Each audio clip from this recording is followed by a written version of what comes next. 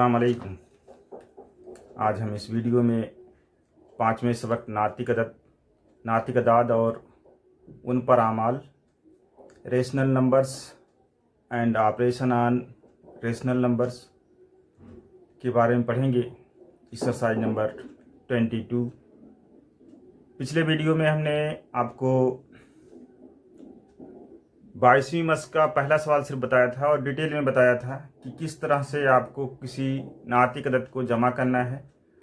और जब आपको नातिक अदद का जमा करना आ जाएगा तो नफ़ी करना भी सेम टू सेम उसी तरह से है, बस बीच में नफ़ी की अलामत रहेगी, उसको आपको नफ़ी कर देना होगा और तमाम आमाल वैसे ही करना पड़ेगा जैसे आपने जमा में किया है। वही मीम जाल अलिफ वाला तरीका बताएंगे। उम्मीद है कि सबको समझ में आया होगा और इंशाअल्लाह आगे भी समझ में आता रहेगा।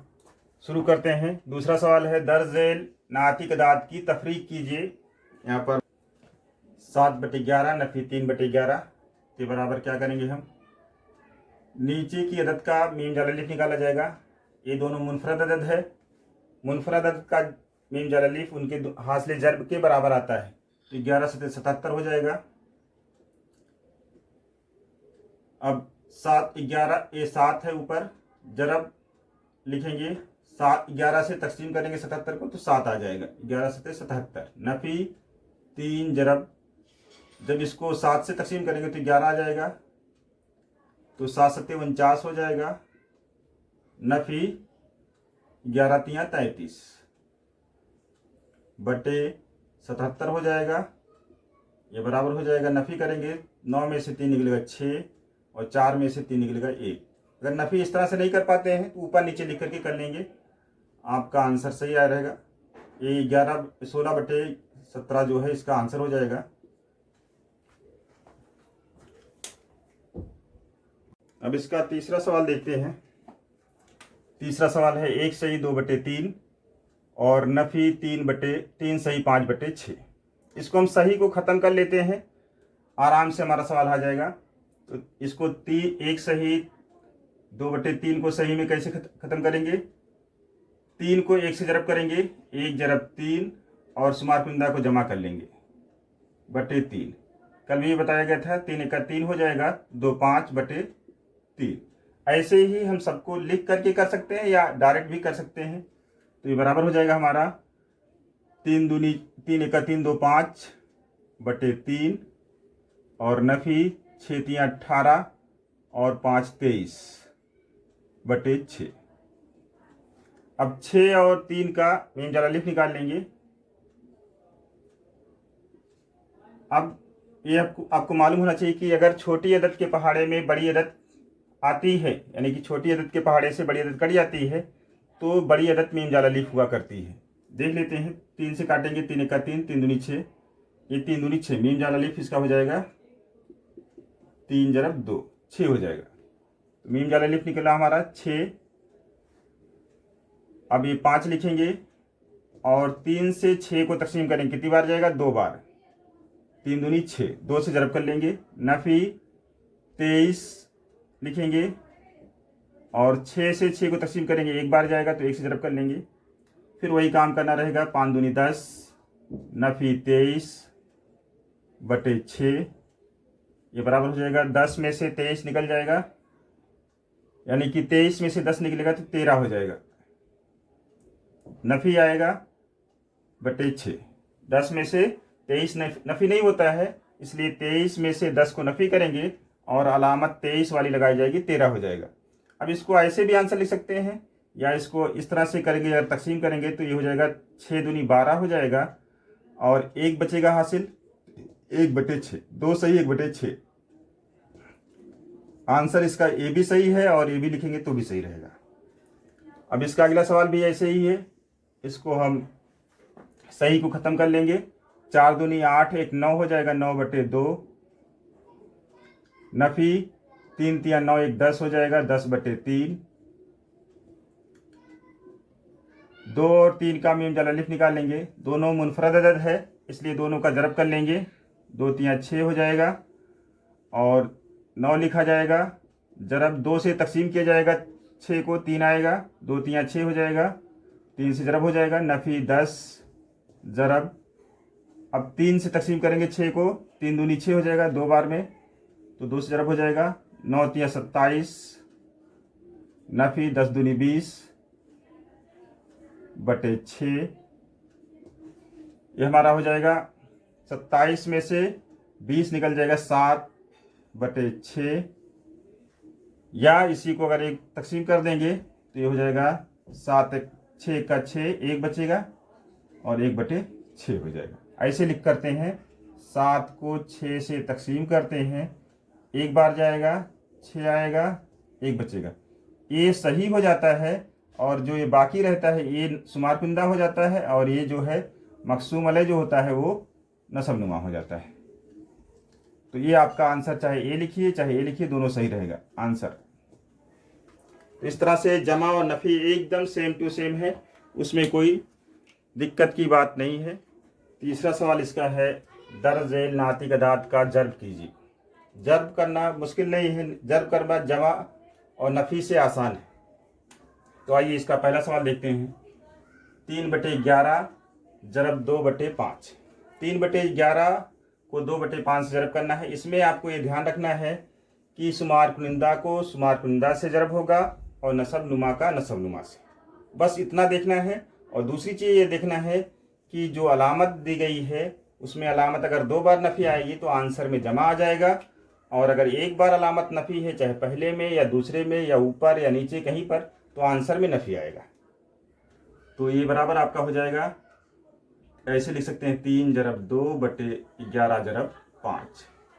डायरेक्ट भी कर सकते हैं कि 3 दूनी 6 होता है और 11 पचे 55 होता है, ये आंसर हो जाएगा आपका। फिर दूसरी अदद है, दूसरी अदद 12 बटे 5 जरब 4 बटे 15। थोड़ा सा एक बार नज़र दौड़ा लेंगे कि ऊपर की और नीचे की अदद कोई एक पहाड़े से कटती है कि नहीं। इसको अगर हम जब ऐसे लिखेंगे तो ये 12 जरब 4 हो जाएगा बटे 5 जरब 15 हो जाएगा। तो ये 15 और 12 एक पहाड़े से में आता है, 3 के पहाड़े में, 3 चौका 12 और 3 पच्चे 15। अब ऊपर क्या बचा, 4 जरब 4 और नीचे बचा 5 जरब 5, तो ये बराबर हो जाएगा 16 बटे 25। ये आंसर हो जाएगा इसका। फिर इसी तरह से यहाँ पर देखिए, जहाँ पर नफ़ी है तो आंसर आपका नफ़ी आएगा। नफ़ी पहले लिख लीजिए, फिर 8 जरब 3 लिखिए और 9 जरब 4। अब देखिए ऊपर की 3 के पहाड़े में 9 आता है, 3 एका 3, 3 तिया 9। नीचे के 4 के पहाड़े में 8 आता है, तो 4 एका 4, 4 दूनी 8। ऊपर कितना बचा, 2 जरब 1 और नीचे बचा 3 जरब 1, तो 2 जरब 1 कितना हो जाएगा, 2 और 3 जरब 1 3 हो जाएगा, और ये नफ़ी इसके साथ लगा रहे, ये आंसर हो जाएगा आपका। फिर ये देखिए यहाँ पर आपका ऐसी अदद है 0 बटे 6 और जरब 3 बटे 4। ये 0 जरब 3 हो जाएगा बटे 6 जरब 4 हो जाएगा। तो 3 को 0 से जरब करेंगे 0 हो जाएगा, और 6 चौका 24 हो जाएगा। 0 को कितने भी अदद से तकसीम करिए, कितनी बड़ी अदद से या छोटी अदद से, 0 तकसीम होने वाली चीज़ नहीं है, यानी कि उसके पास कुछ है ही नहीं, तो बटेगा किस में। तो इसलिए 0 का जो तकसीम आएगा वो 0 आ जाएगा, तो इसका आंसर आ जाएगा 0। नसब नुमा में 0 रहेगा तो भी आपका आंसर 0 ही यहाँ पर लिखा जाएगा। बाद में चल के उसको आप कुछ दूसरा पढ़ेंगे कि ये नाकाबिले तारीफ है या इसको हम नहीं बता सकते हैं, लेकिन ऊपर अगर 0 आ गया तो आंसर आपका 0 आ जाएगा। चौथा सवाल है, जरबी माकूस अदाद लिखिए। जरबी माकूस का मतलब होता है कि किसी अदद को अगर ऐसी अदद से जरब कर दिया जाए उसका आंसर 1 हो जाए। जैसे 5 है, 5 को कितने से जरब करने पर 1 आ जाएगा, तो इसको ऐसे लिखेंगे 5 बटे 1 ये है, किसी भी अदद का नस्ब नुमा 1 होता है, तो इसको उलट करके एक बार लिख दें 1 बटे 5, तो इसको 5 का 5, 5 का 5, 1 बराबर हो जाएगा 1 बटे 1 यानी 1। नफ़ी जमा जो भी रहेगा, जैसे 3 बटे 8 है नफ़ी में है, तो इसके 8/3 से ज़रब कर दीजिए और नफ़ी एक यहाँ पर लगा दीजिए, कहीं पर भी 8 में भी लगा सकते हैं। तो नफ़ी नफ़ी जमा हो जाएगा और 8 से 8 कट जाएगा, 3 से 3 कट जाएगा, एक एक बार में 1 आ जाएगा। तो इसको ज़रबी माकूस कहते हैं। यानी कि अगर कोई अदद है उसमें अगर शुमार कुनिंदा और नसब नुमा है तो शुमार कुनिंदा की जहाँ पर नसब नुमा लिख दीजिए और नसब नुमा की जहाँ पर शुमार कुनिंदा लिख दीजिए, आपका आंसर हो जाएगा। अगर अलामत है तो अलामत चेंज कर दीजिए। जमा की अलामत है तो जमा की अलामत रहेगी और नफ़ी की अलामत है तो नफ़ी की अलामत के साथ उलट करके लिखेंगे, यानी कि उसमें कोई तब्दीली नहीं होगी। अगर जमा रहेगा तो जमा में ज़रबी माकूस आएगा और नफ़ी रहेगा तो नफ़ी में ज़रबी माकूस आएगा। यहाँ पर कुछ मिसालें दी गई है, आपको पूछा गया कि ज़रबी माकूस लिखिए। 2/5 है, इसका ज़रबी माकूस लिखना है तो हम सीधे सीधे लिख देंगे 5/2। कितना? 5/2। ये 3/8 है, 3/8 को उल्टेंगे तो कितना हो जाएगा? शुमार कुनिंदा की जहाँ पर 8 हो जाएगा और नसब नुमा की जहाँ पर 3 हो जाएगा। यहाँ पर नफ़ी है इसलिए इसमें नफ़ी लगा देंगे, चाहे 8 में नफ़ी लगाइए या 3 में, कोई फ़र्क नहीं पड़ेगा। ये है आपका 17/39। अब क्या करेंगे? 39 को ऊपर लिख देंगे, 17 को नीचे लिख देंगे और नफ़ी की अलामत लगा देंगे, 39/17 हो जाएगा। अब 7 लिखा हुआ, 7 का मतलब 7/1 होता है, तो इसका ज़रबी माकूस 1/7 हो जाएगा। अब इस अदद का ज़रबी माकूस लिखना है तो इसको आपको पहले क्या बनाना पड़ेगा? सही को ख़त्म करना पड़ेगा। तो ये नफ़ी है, नफ़ी लिखा जाएगा, 3 7 21, 1 22, 22/3 ये है। अब इसको आप ज़रबी माकूस लिखना है तो 3 को ऊपर लिख दीजिए और 22 को नीचे लिख दीजिए, तो ये आपका ज़रबी माकूस हो जाएगा नफ़ी 3/22। इस तरह से किसी भी अदद का आप ज़रबी माकूस लिख सकते हैं। ज़रबी माकूस में क्या करना पड़ेगा? शुमार कुनिंदा को नसब नुमा की जहाँ पर और नसब नुमा को शुमार कुनिंदा की जहाँ पर लिख देंगे, वो ज़रबी माकूस हो जाएगा। अब इसका लास्ट सवाल यानी 5वां सवाल देखेंगे। दर्ज झेल नातिक अदाद की तकसीम कीजिए। तकसीम में और ज़रब में बिल्कुल फ़र्क नहीं है, सिर्फ एक लाइन का फ़र्क है। एक लाइन इसमें एक्स्ट्रा लिखनी होगी और आपका एकदम सेम टू सेम ज़रब हो जाएगा। आपको क्या करना है? जो भी अदद दी गई है उसको जैसे लिखी वैसे लिखेंगे, फिर बराबर लिखना पड़ेगा आपको। 40/12 ये हो जाएगा। तकसीम की अलामत की जहाँ पर ज़रब की अलामत लिखेंगे और इसको उलट देंगे, यानी कि इसका ज़रबी माकूस लिख देंगे। 10/4 का ज़रबी माकूस क्या हो जाएगा? 4/10। हमने क्या किया? तकसीम की अलामत को ज़रब कर दिया तो आगे की अदद का ज़रबी माकूस लिख दिया या उलट करके लिख दिया। अब जो ऊपर नीचे से कटता है काट देंगे, जैसे ज़रब में करते थे, तो ये बराबर हो जाएगा 40/4 बटे कितना हो जाएगा? 12/10। तो ये 10 का 1 0, 40 का 1 0 कट जाएगा, 4 1 का 4 और 4 3 12। ऊपर बचा 1/4 और नीचे बचा 3/1, तो ये हो जाएगा आपका 4 1 का 4 हो जाएगा, 3 1 का 3। ये आंसर हो जाएगा आपका। आप नीचे लिख लेना। फिर सेम टू सेम ऐसे इसको भी लिखेंगे, सिर्फ पहली अदद में कोई तब्दील नहीं करेंगे। अंग्रेजी की तरफ से पहली अदद में कोई तब्दील नहीं करेंगे। नफ़ी 11/10 लिखा जाएगा। ज़रब इसका ज़रबी माकूस, इसका ज़रबी माकूस क्या हो जाएगा? 10/11 हो जाएगा, 10/11। अब 2 बार नफ़ी आ रहा है इसलिए आंसर में आपका जमा हो जाएगा। अब ख़त्म, नफ़ी और जमा का झंझट ख़त्म। ये लिखेंगे 11/10/10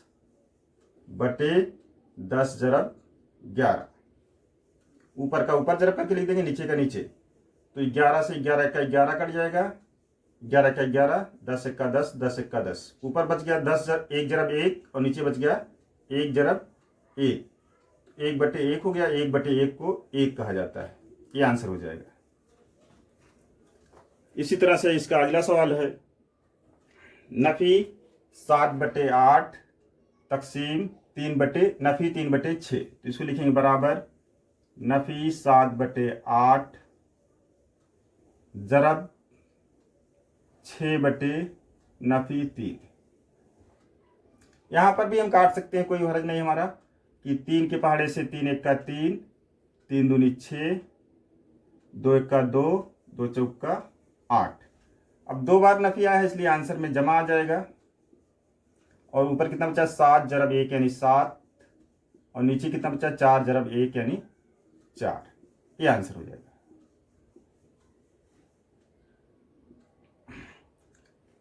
फिर इसका देखिए आप, इसको लिखेंगे बराबर 2/3, तकसीम को जरब लिखेंगे। जिस अदद का नसबनुमा नहीं लिखा रहता है उसका नसबनुमा 1 होता है। ये नसबनुमा 1 यहाँ पर लिख देंगे, बस और कुछ नहीं करना है, और बाकी वैसा ही करना है जैसे करते चले आ रहे हैं। तो क्या हो जाएगा 1/4। तो इसको लिख दीजिए या 2 से काट दीजिए इसको। तो 2 एका 2, 2 दूनी 4। एक बार नफी आया पूरे सवाल में तो इसलिए आंसर में नफी आएगा। 1 को 1 से जरब करेंगे 1 हो जाएगा, और नीचे 2 को और 3 को जरब करेंगे तो 6 हो जाएगा। ये आंसर हो जाएगा हमारा। अब इसको हमको एक बार सही को ख़त्म करना होगा, सही को बदल लेना होगा। ये 5 दूनी 10 1 11/5 हो जाएगा, और ये 6 25 30 3 33 हो जाएगा। तकसीम 33/6। अब इसको जैसे लिखते हैं वैसे लिख लेंगे। क्या हो जाएगा 11/5 जरब 6/33। इसको लिख सकते हैं ऐसे 11 जरब 6/5 जरब 33। 11 के पार्ट करेगा 11 का 11, 11 तियाँ 33, 3 एका 3, 3 दूनी 6। ऊपर बचा 2 जरब 1 और नीचे बचा 5 जरब 1। तो 2 को 1 से जरब करेंगे तो 2 हो जाएगा, और 5 को 1 से जरब करेंगे तो 5 हो जाएगा। ये आंसर हो जाएगा।